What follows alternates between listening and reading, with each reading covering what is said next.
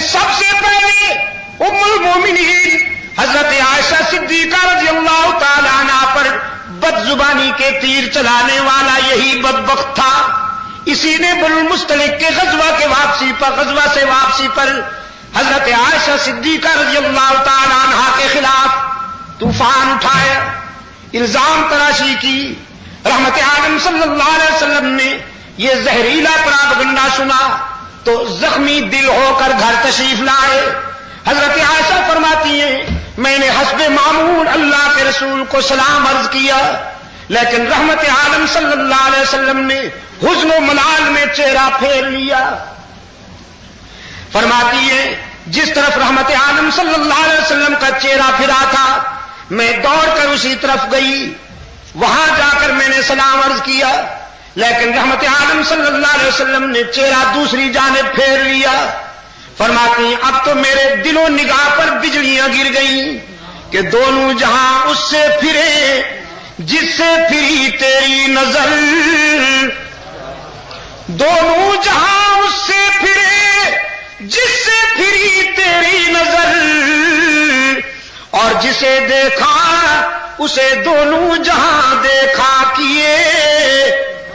رحمت عالم صلی اللہ علیہ وسلم کے چہرہ پر حزن و ملال کے آثار دیکھ کر فرماتی ہیں میں نے وضاحت پوچھنی چاہی لیکن کچھ معلوم نہ ہوا.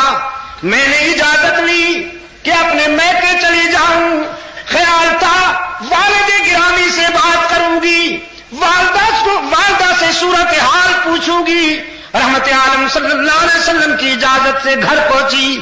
فرماتی ہیں میرے والد گرامی ابو بکر صدیق بھی قرآن سامنے کھلا ہوا ہے اور زار و قطار آنسو برس رہے ہیں, کچھ بولے نہیں. میں نے معلوم کرنا چاہا لیکن کچھ نہیں بولے. والدہ کے پاس گئی ہیں, وہ بھی حزن و ملال میں ڈوبی ہوئی ہے, ان کے ہاں سے بھی صورتحال کے متعلق کچھ معلوم نہیں ہو سکا. یہ تو ام مستہ کی زبانی پتا چلا کہ ابن ابی کی پارٹی نے میرے کردار پر گھنونا الزام عائد کر دیا ہے. اس الزام کی ایک جھلک مجھ تک پہنچی. احساسات کی فراوانی میں بخار میں مبتلا ہو گئی. فرماتی ہے گھر آئی, مسلح اٹھا کر اپنے مکان کے اس حصے میں چلی گئی جہاں مکمل تنہائی اور اندھیرا تھا. گھبرائی ہوئی بیٹی کو مکان کے تنہائی کے حصے میں جاتا دیکھ کر ماں نے کہا بیٹی کہاں جاتی ہو؟ عائشہ نے کہا ماں ہائی کورٹ تو ناراض ہو گیا ہے, ذرا سپریم کورٹ کا دروازہ کھٹکھٹانے جا رہی ہوں. میں اس کی بارگاہ میں اپیل دائر کرنے جا رہی ہوں جہاں کسی کے آنسو رائے گاہ نہیں جاتے. رب العالمین کے حضور سجدہ ریز ہوئی, عرض کیا الہ العالمین یہ تو شکوہ نہیں کہ الزام کیوں لگایا گیا, الزام تو مجھ سے پہلے بھی معصوموں پر لگے. موسیٰ پر بھی الزام لگایا گیا, یوسف پر بھی الزام لگایا گیا, مریم پر بھی الزام لگایا گیا, اور آج تیرے محبوب کی عائشہ بھی اشک بار آئی ہے, آنسو کی برسات میں اپیل لائی ہے. الہ العالمین تو نے موسیٰ کی برات کا اعلان کیا, تو نے یوسف کی برات کا اعلان کیا, تو نے مریم کی برات کا بھی اعلان کیا, تو آج تیرے محبوب کی آبرو ابو بکر کی بیٹی یہ فیصلہ کر کے آئی ہے اس وقت تک تیرے حضور سے سر نہیں اٹھاؤں گی جب تک میری برات کا بھی اعلان نہیں ہوگا. ادھر صدیقہ نے اپیل دائر کر دی, ادھر رحمت عالم صلی اللہ علیہ وسلم نے صحابہ کرام کا اجلاس طلب کیا. فرمایا ابن ابی کا گروپ جو کچھ کہہ رہا ہے اس سلسلے میں مجھے کیا کرنا چاہیے, میں تم سے مشورہ لینا چاہتا ہوں, رائے لینا چاہتا ہوں. حدیث میں آتا ہے صحابہ کرام فرط غم میں, شدت غم میں اس قدر مبتلا ہے کہ کوئی بولنے کی پوزیشن میں بھی نہیں. کسی طرف سے سسکی کی آواز آئی, کسی طرف سے ہچکی کی آواز آئی, کوئی سربگری باہر ہو رہا ہے, ایک آواز بلند ہوئی اللہ کے محبوب اگر آپ زیادہ کبھی نہ کھاتے رہے تو عائشہ کو آزاد کر دیجئے, نبی کو بیویوں کی کمی تو نہیں. بس اس آواز کے بلند ہوتے ہی ابن خطاب آنسو کی برسات میں کھڑے ہو گئے. آنسو کی برسات میں کھڑے ہو گئے. عرض کیا اللہ کے رسول یہ فیصلہ بالکل آخری ہے, یہ بالکل آخری فیصلہ ہے. پہلے آپ یہ بتائیے کہ عائشہ کو آپ کی بیوی بنا کر آپ کے گھر بھیجنے والا کون ہے؟ یہ رشتہ کس نے منتخب کیا؟ رحمت عالم صلی اللہ علیہ وسلم نے عمر کی طرف خصوصی نگاہوں سے دیکھا, پھر انگلی آسمان کی طرف اٹھا دی کہ یہ رشتہ تو اس کا انتخاب ہے. وہ الکنایۃ ابلغ من التصریح ایک محاورہ ہے عربی میں کہ کبھی کبھی اشارہ صراحت سے بھی زیادہ کام کر جاتا ہے. اصل میں اس کی وضاحت آج ہوئی. رسول کی اس خاموش انگلی نے وہ بات کہہ دی کہ گھنٹوں کی خطابت بھی نہ کہہ سکتی. خاموش انگلی آسمان کی طرف اٹھی اور فاروق اعظم رضی اللہ تعالیٰ عنہ کی تلوار نیام سے نکل آئی. پشاور کے روشن ضمیروں, فاروق اعظم کی تلوار جب نیام سے نکلتی تھی تو کائنات لرز اٹھتی تھی.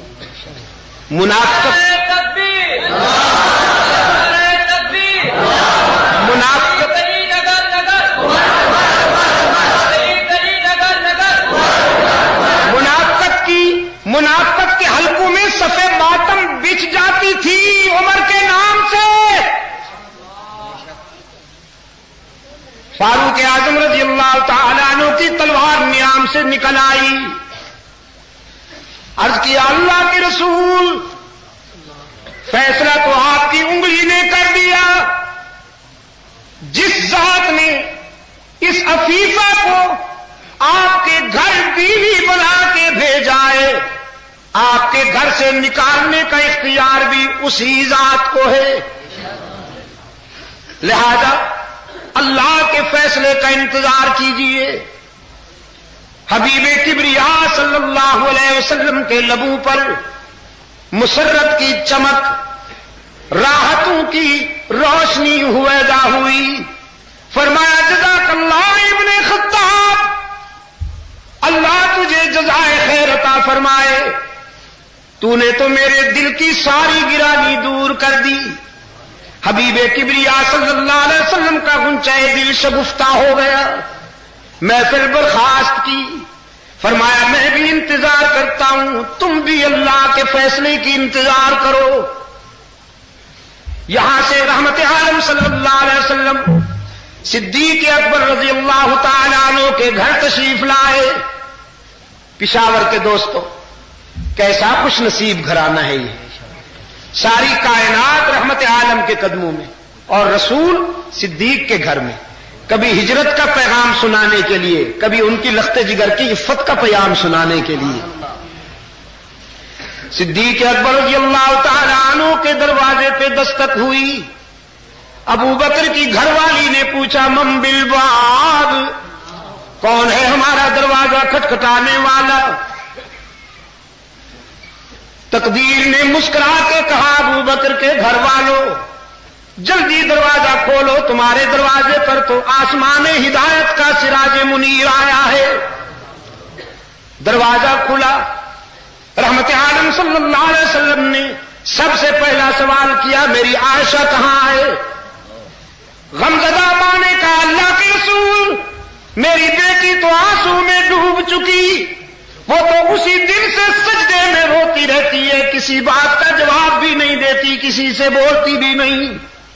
اور حضرت عائشہ فرماتی ہیں میں سن رہی تھی اپنی ماں اور اپنے آقا کی باتیں, میرے دل نے تقاضا کیا کہ اٹھوں اور رحمت عالم صلی اللہ علیہ وسلم کے دامن سے چمٹ کر خوب رو لوں. لیکن پھر میرے ضمیر نے میرے قدم روک دیے. عائشہ یہ تو صحیح ہے کہ آج تیرے گھر میں تیرا محبوب آیا ہے, لیکن جس کی عدالت میں اپیل کی ہے فیصلہ تو ہو لینے دو، فیصلے سے پہلے اس کا در چھوڑ کر کہاں جاؤ گی؟ فرماتی ہیں ضبط کیا، مصلے پر ہی بیٹھی رہی۔ رحمت عالم صلی اللہ علیہ وسلم قریب آئے۔ یہاں یہ کہتا جاؤں، عورت کے بھی کچھ احساسات ہوتے ہیں، عورت کے بھی کچھ احساسات ہوتے ہیں۔ جس طرح مرد چاہتا ہے نا کہ جس نگاہ سے یہ مجھے دیکھتی ہے کسی اور کو نہ دیکھے، کچھ اس کے بھی احساسات ہوتے ہیں۔ فرماتی ہے میں نے ضبط کیا اور مصلے پہ بیٹھی رہی۔ رحمت عالم صلی اللہ علیہ وسلم قریب آئے، فرمایا بنت ابو بکر، آج اپنی صفائی میں کچھ کہنا چاہتی ہو تو سننے کے لیے آیا ہوں۔ فرماتی ہے اشکو بثی وحزنی الی اللہ، اللہ کے رسول میں نے جو کچھ کہنا تھا اپنے رب سے کہہ چکی، آج وہی حال ہے میرا جو ابو یوسف کا تھا۔ فرماتی ہے فرتے غم میں مجھے حضرت یعقوب کا نام بھی یاد نہ آیا۔ ابو یوسف کہا، آج میرا وہی عالم ہے جو حضرت یوسف کے باپ کا تھا۔ اپنی صفائی میں کچھ کہوں تو بھی دنیا کب مانے گی؟ میں تو اسی کو سنا چکی ہوں جو دلوں کے بھید جاننے والا ہے۔ وہ میرے کردار کو بھی جانتا ہے، گفتار کو بھی جانتا ہے، افکار کو بھی جانتا ہے، میرے دل کی دھڑکنوں کو بھی جانتا ہے۔ رحمت عالم صلی اللہ علیہ وسلم نے فرمایا بنت صدیق، میں بھی اسی کے فیصلے کا منتظر ہوں، تو بھی اسی کے فیصلے کی انتظار کر۔ تیرے بیٹے عمر نے بھی تیری مثل سپریم کورٹ میں بھیج دی۔ حضرت عائشہ فرماتی ہیں میں نے سوچا وہ تو بڑا بے نیاز ہے، وہ تو بڑا بے نیاز ہے، بڑا بے نیاز ہے، نہ معلوم کب فیصلہ صادر کرے گا۔ فرماتی ہے یہ تو میں سوچ بھی نہیں سکتی تھی کہ اس کی رحمت ابھی ابھی میری دستگیری کرنے والی ہے۔ نظر اٹھا کے دیکھا، اللہ کے رسول صلی اللہ علیہ وسلم کے ماتھے پر پسینے کے وہ قطرے نظر آئے جو وحی کے وقت ہوا کرتے تھے، اور جسم پر وہ کپ کپی تاری ہو گئی جو وحی کے وقت ہوا کرتی تھی۔ رحمت عالم صلی اللہ علیہ وسلم نے چادر اوڑھ لی، جسد اطہر پہ کپ کپی ہے۔ سیدہ عائشہ فرماتی ہیں میں لذا پر اندام قریب بیٹھی انتظار کر رہی ہوں اور سوچ رہی ہوں کہ کال مل گئی، نہ معلوم کیا فیصلہ ہونے والا ہے۔ کچھ دیر بعد رحمت عالم صلی اللہ علیہ وسلم نے چہرہ انور سے چادر اٹھائی۔ فرماتی ہے میں نے غور سے حبیب کبریا کے چہرے کو دیکھا، چہرے پر نظر پڑتے ہی میرے ضمیر نے مجھے بشارت دی، عائشہ تجھے مبارک ہو، تیری شام غم ختم ہو گئی۔ رحمت عالم صلی اللہ علیہ وسلم کے چہرے پر حزن و ملال کے آثار ختم نظر آئے، راحت و مسرت کی چمک صبح سعادت بن کر طلوع ہو چکی تھی۔ حبیب کبریا صلی اللہ علیہ وسلم نے فرمایا بنت صدیق مبارک ہو تجھے، اللہ نے تیری برات کا اعلان کر دیا، اور اس میں تیری انفرادیت یہ ہے کہ جب حضرت موسیٰ علیہ السلام کی برات کا اعلان ہونے لگا تو اللہ نے ایک عورت کو وکیل بنایا، جب حضرت یوسف کی برات کا اعلان ہونے لگا تو اللہ نے ایک لڑکے کو وکیل بنایا، جب حضرت مریم کی برات کا اعلان ہونے لگا تو اللہ نے عیسیٰ کو وکیل بنایا۔ عائشہ تیرا مقدر یہ ہے کہ جب تیری برات کا وقت آیا تو خود خدا وکیل صفائی بن گیا، اس نے براہ راست تیری وکالت کی۔ فرماتی ہیں میں نے سمجھا شاید اللہ نے میری تطہیر، اللہ نے میری برات اپنے پیغمبر کے دل میں القاء کر دی ہوگی۔ یہ تو میرے وہم و گمان بھی نہیں تھا کہ سورہ نور نازل ہوئی ہے، میرے دفاع میں 18 آیتیں اتری ہیں. سرکار دو عالم صلی اللہ علیہ وسلم کی زبان پر ابھی ابھی نازل ہونے والی قرآن کریم کی آیات مچل گئی. فرمایا الخبیثات للخبیثین والخبیثون للخبیثات والطیبات للطیبین والطیبون للطیبات. ناپاک بیویاں ناپاک مردوں کے لیے اور غلیظ مرد غلیظ عورتوں کے لیے، پاک باز بیویاں پاک باز مردوں کے لیے اور پاک باز مرد پاک باز بیویوں کے لیے ہوا کرتے ہیں. رب نے جرا کے انداز میں فیصلہ صادر کر دیا. جس نے عائشہ کی عظمت کو دیکھنا ہو وہ عائشہ کے شوہر کی عصمت کو دیکھ لے. جن کا شوہر محمد معصوم ہے وہ بیویاں کتنی خوش نصیب اور محفوظ ہیں. نعرہ تکبیر، عزت عائشہ.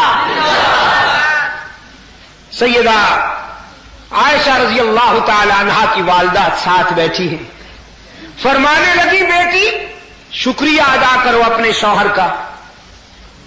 فرماتی ہے آج میرے جذبات کا عجیب عالم تھا. میں نے ماں سے کہا ان کا شکریہ ادا کروں جن کے گھر سے روتی ہوئی آئی تھی. اب مجھے پھر اسی کا شکریہ ادا کرنے کے لیے سجدے میں جانے دے جس نے میرے آنسو اپنے دامن رحمت سے صاف کر لیے.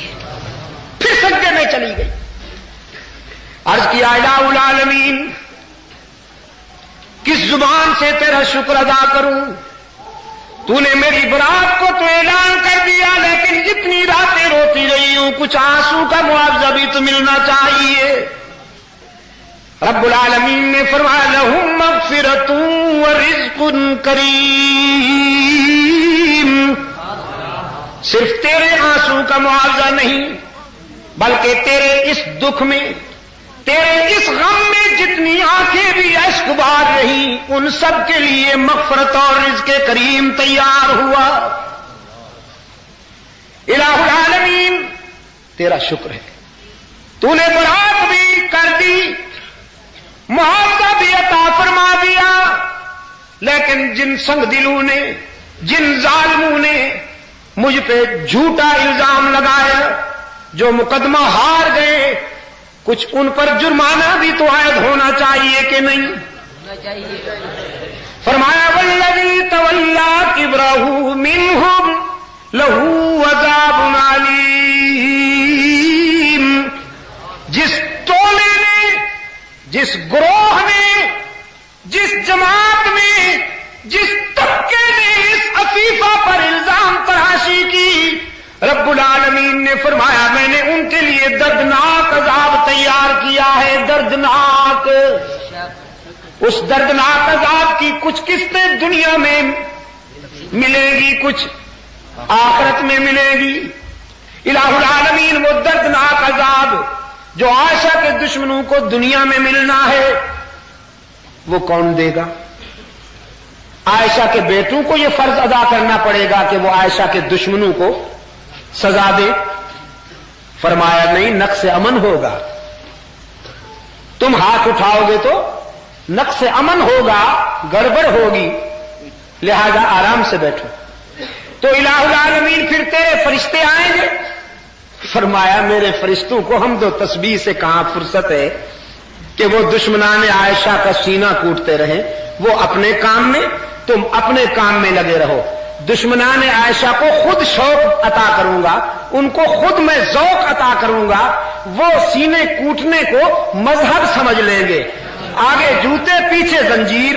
وہ سمجھیں گے ثواب ہو رہا ہے اور دیکھنے والے خود اندازہ کریں گے کسی مذہب میں جوتے کھانا ثواب نہیں ہے یہ تو ہار جانے کی سزا مل رہی ہے. مقدمہ ہار جانے کی سزا مل رہی ہے.